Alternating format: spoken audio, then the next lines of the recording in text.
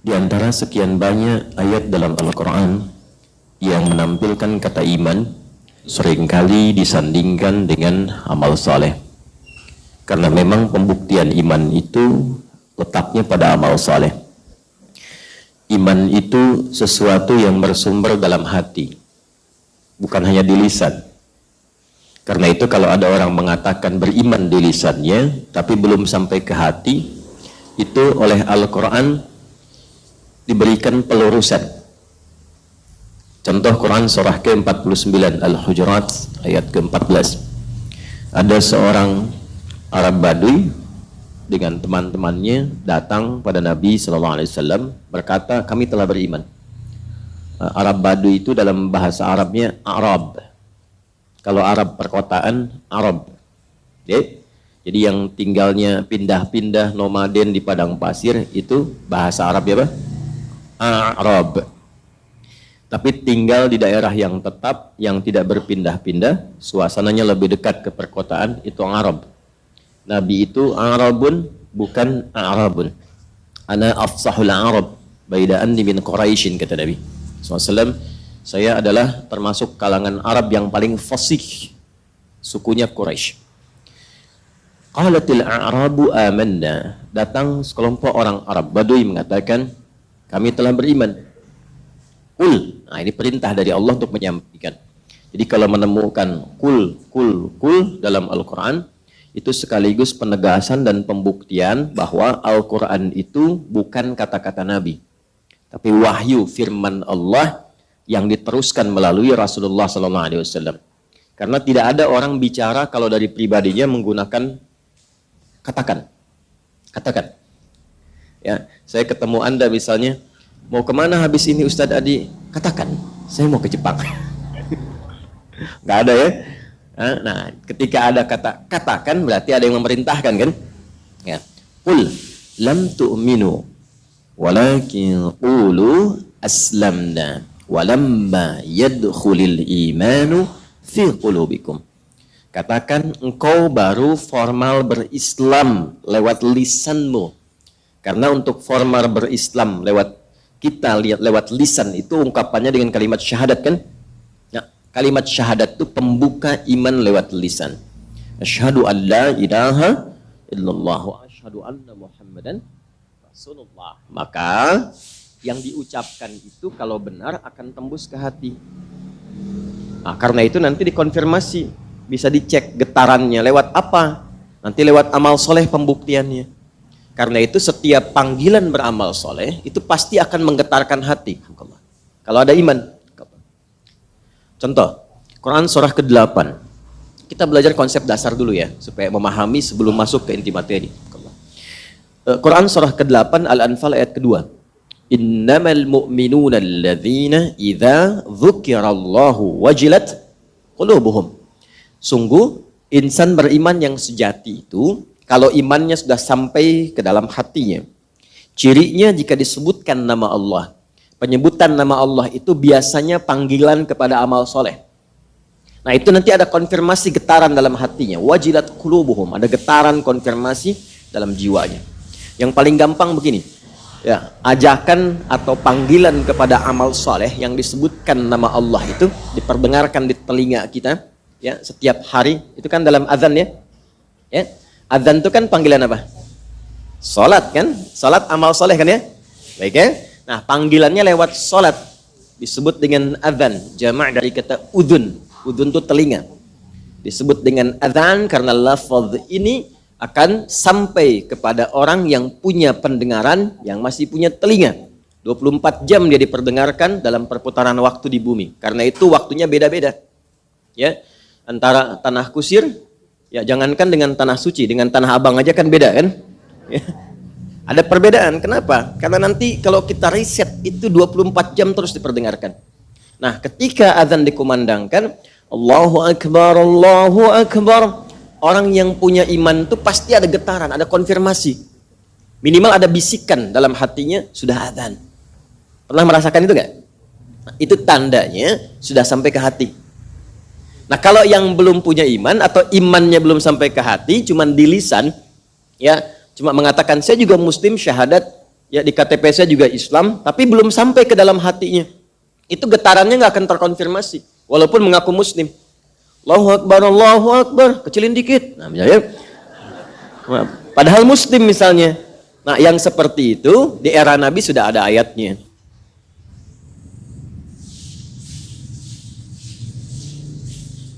Itu yang keluar. Jadi kalau ada orang terbiasa berkata-kata kotor, memang pulsa hatinya itu kotor. Sehingga kosakata yang keluarnya kotor. Tapi kalau hatinya baik, maka semua ekspresi yang tulus keluar dalam bagian tubuhnya itu pasti mengarah pada kebaikan. Jadi segala yang bersumber dalam hati itu butuh pembuktian. Dari mana taunya ibu sayang kepada anak? Ketika dipangku, dirawat, disayang, ya, kemudian diberikan yang terbaik, kan ada ekspresi. Ekspresi itu disebut dengan amal. Ya? Karena itu sering saya nasihatkan kepada para perempuan yang belum menikah, kalau ada laki-laki mengatakan, aku mencintaimu, jangan percaya. Jangan percaya. Karena cintanya baru di lisan. Ya, katakan cinta itu seperti iman. Tidak cukup diungkapkan di lisan. Tuliskan namaku di buku pernikahan kita berdua. BPKB ya, buku pernikahan kita. Ya, bikin status tuh. Baik. Nah, jadi dalam konteks kehidupan dunia saja, segala yang di hati butuh pembuktian. Dan nanti pembuktian itu menunjukkan parameter kekuatan apa yang ada dalam hati itu. Semakin dia optimis, semangat, rajin melakukan, ini menunjukkan tekad yang ada dalam jiwanya itu kuat. Demikian pula dengan iman. Seseorang yang mengatakan saya beriman kepada Allah. Dari mana taunya imannya kuat? Maka bisa dilihat dari pembuktian perbuatannya. Dalam bahasa Arab, perbuatan itu disebut dengan amal. Perbuatan yang didorong oleh iman disebut dengan amal soleh. Jadi kalau tanpa iman, amal saja namanya. Kalau tanpa iman ya, itu amal saja. Nggak disebut soleh. Contoh, Bapak kerja nih, ada CSR, dijadikan untuk bangun jalan misalnya. Ya, tapi standar bangun jalan saja. Nggak peduli mau dipakai apa misalnya. Walaupun itu baik, itu tidak disebut soleh. Itu amal namanya.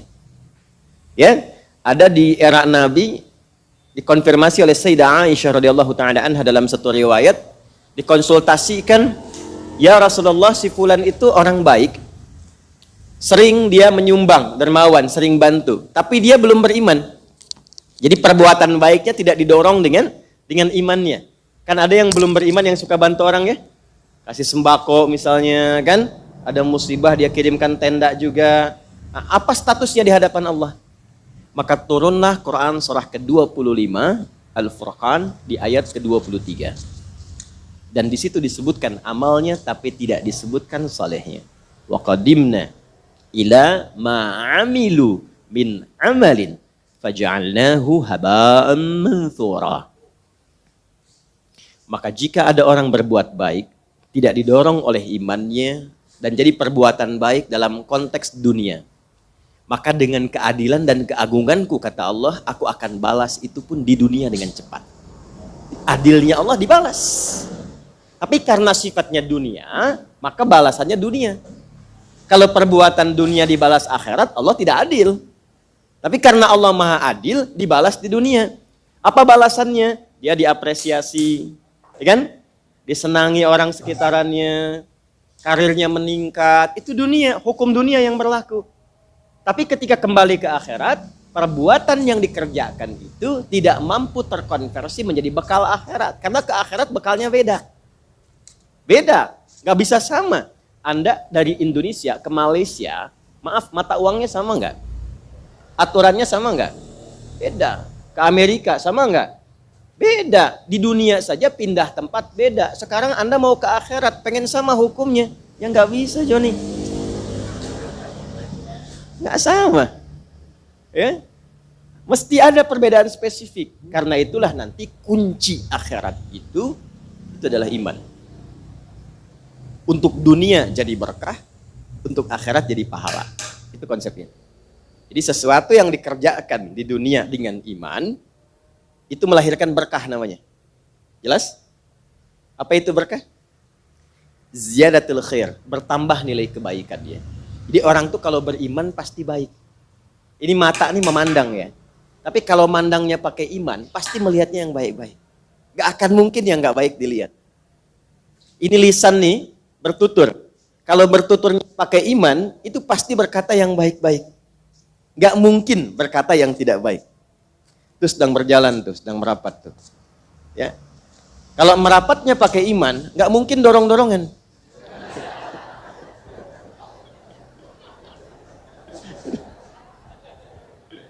Iya, kan ada ayat merapat kan? Di majlis ilmu. Coba cek Quran surah 58 ayat 11. Pakai iman kan? Ya ayyuhalladzina amanu idza qila lakum tafassahu fil majalisi fafsahu yafsahillahu lakum. Orang-orang beriman, imannya dulu. Jika disampaikan pada Anda, tuh yang nyampaikan depan tuh. Ya? Luaskan, maju, rapatkan. Silahkan, tapi pakai iman. Makanya pakai apa di situ? Tafassah itu meluaskan yang lapang, yang tidak melukai. Tidak lompati orang, ya, tidak nginjak orang gitu. Duduk saling berbagi dalam kebaikan, tafassah. Dan itu hanya bisa dilakukan oleh pemilik iman. Ya.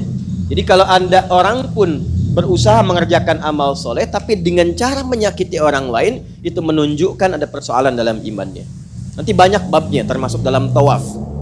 Ya, tawaf pengen cepat mendapatkan hajar aswad di depan untuk dicium, lalu menyingkirkan orang lain. Ya, ini menunjukkan ada iman yang belum sempurna dalam dirinya. Nah, Bapak Ibu sekalian, Allah menginginkan setiap waktu, setiap saat iman kita menguat supaya jadi orang baik. Itu intinya. Karena itu setiap ditemukan kata iman, senantiasa pada umumnya bersanding dengan amal soleh. Konsep dasarnya Quran surah ke-103. Wal 'asr innal insana lafi khusr illa alladzina amanu wa amilus shalihat. Kapan seseorang bernilai di hadapan Allah? Kapan seorang hamba bernilai di hadapan Allah? Baik itu perilakunya, pemanfaatan waktunya, dan semua kegiatan hariannya. Ketika dia mampu beriman dan mengonversikan imannya untuk berbuat banyak kebaikan. Jadi iman itu temannya amal soleh. Perbuatan baik yang disenangi oleh Allah sumbernya dari iman. Jadi orang beriman pasti baik. Karena itu ketika diminta kita untuk beriman, sesungguhnya sedang diminta menjadi orang apa? Orang baik. Dan orang baik itu mesti terlatih. Makanya bapak ibu menyekolahkan anak ke sekolah, di antara pelajarannya pelajaran akhlak, budi pekerti, supaya apa? Baik. Supaya budi punya pekerti kan? Makanya kan contohnya budi terus kan? Ini ibu budi, ini ayah budi, ini budi, itu tetangga budi, gitu kan? Supaya apa? Supaya berbudi pekerti, sekolah. Nah, orang Islam tuh sebelum sekolah sudah dilatih baik dengan imannya. Jadi kita tuh baru lahir sudah beriman dengan komitmen, baru dilahirkan pun bertekad menjadi orang baik. Itu perlu latihan. Seperti di sekolah pun ada latihan, ada ujian dan sebagainya. Maka latihan itulah yang diturunkan dalam bentuk amal-amal soleh. Contoh, kata iman pertama dalam Al-Quran bersanding dengan sholat. Lihat Al-Baqarah ayat ketiga. Alladzina yu'minuna bil ghaibi wa yuqimunas. Iman latihannya sholat.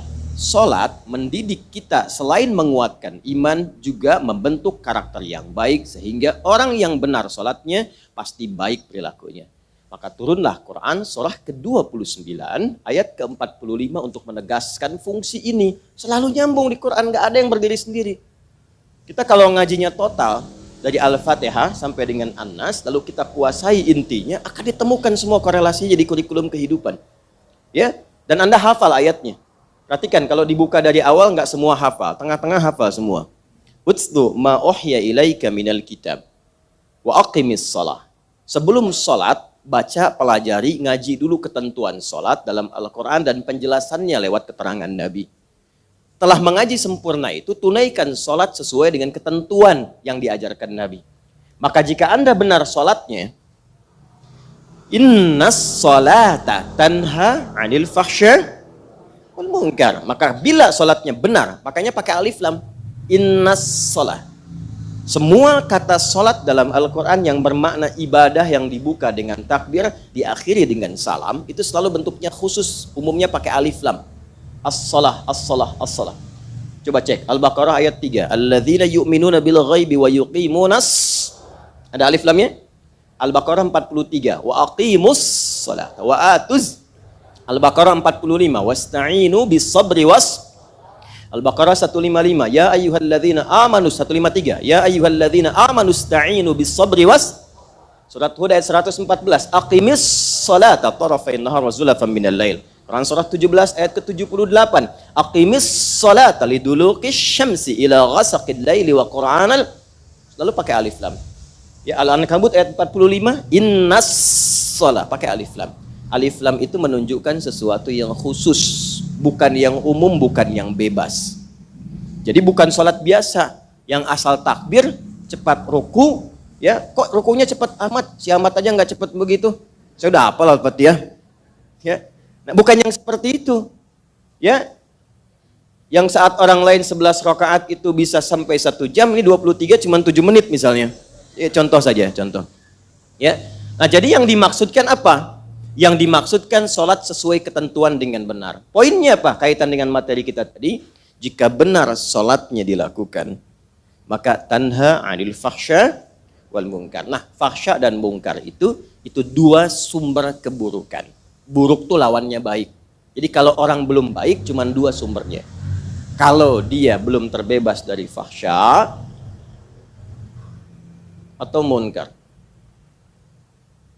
Fahsya itu keburukan yang bersumber dari syahwat.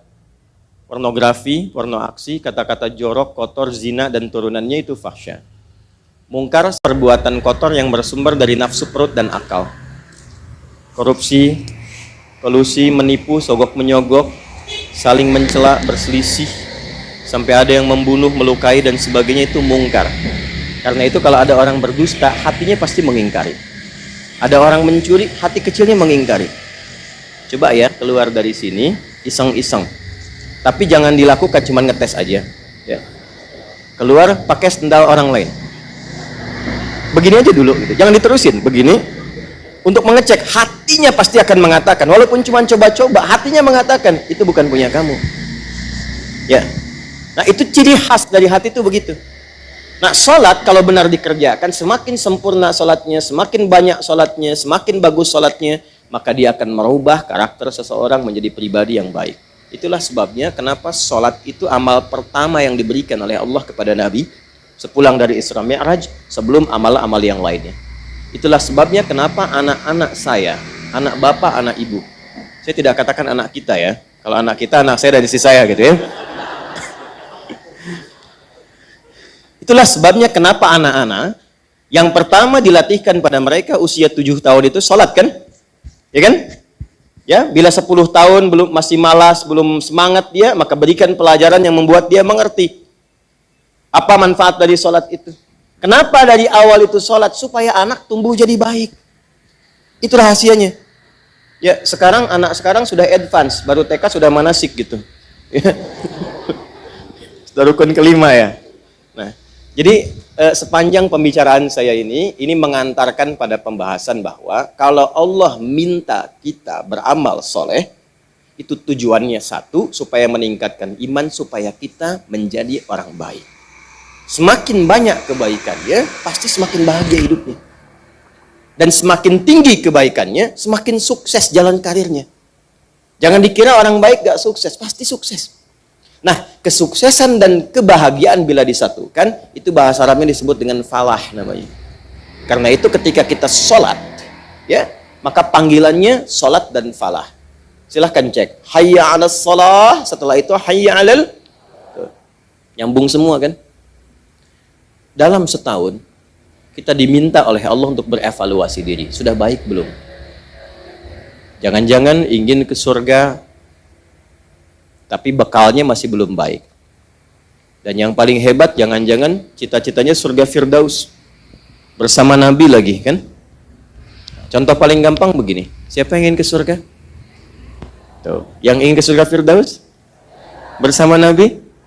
Nah, ini pelakunya tuh. Sudah cukup bekalnya.